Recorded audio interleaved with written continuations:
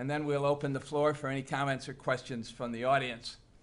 Going to begin with Scott and ask him to make his statement first. Let me note in advance that he will have to leave before the Q&A session because he has other commitments in connection with tomorrow's celebration of the 1963 team. But we're glad to have him with us and introduce Scott Kramer. In the next 10 minutes or so, I'd like to share with you 5 elements of what I consider the evolution of leadership.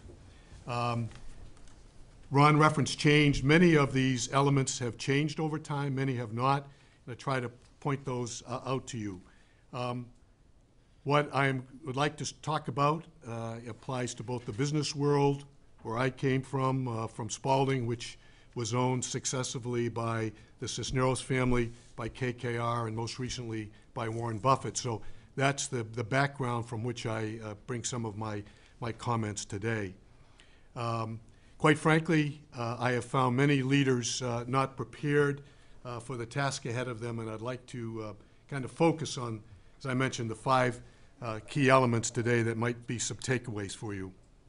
The first is the commitment to day-to-day for leaders to improve their skills through continuing education.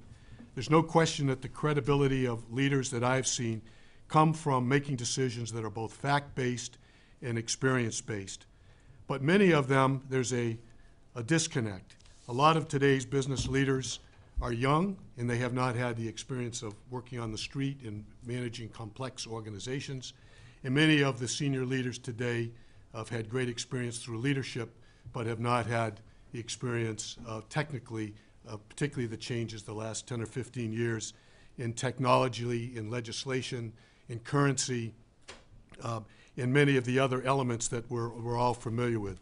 In other words, the environment has changed, but a lot of the key leadership skills have not changed relative to informational skill sets. In a sense, it's like athletes. The athletes continually get better through weight training. It's like educators who have to keep up to speed in their various disciplines because things are moving so fast, particularly, as I mentioned, with technology. And so today, I find that the best leaders who can anticipate issues, who work both on their style and through the substance, are those who formally do something to improve their leadership skills. They're continually wanting to learn over and above